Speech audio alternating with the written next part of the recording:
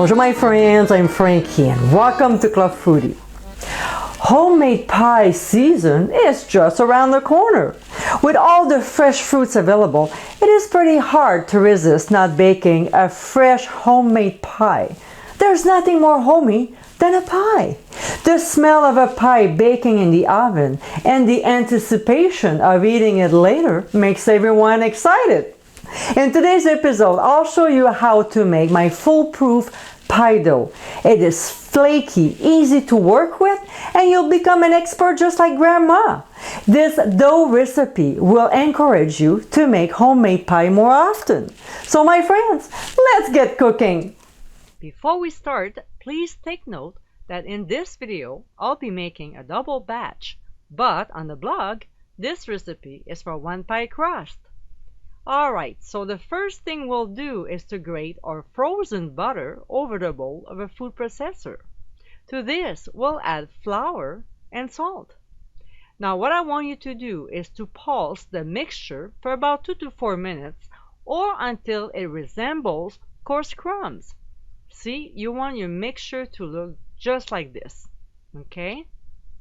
Next, we'll transfer it to a bowl.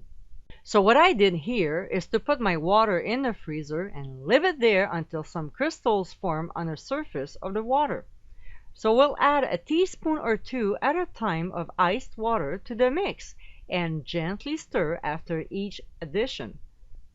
And we'll continue doing this until it holds together. Best way to know is take some in your hand and squeeze it. If it holds like this, then you're done.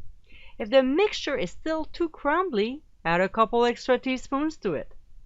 So now we'll gather the dough together into a ball and wrap it in plastic.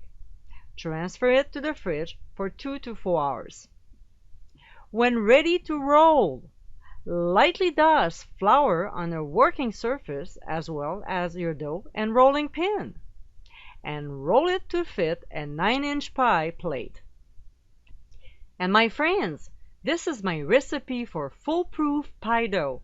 Trust me, this is the only pie dough recipe that I use that doesn't turn into a rock after baking.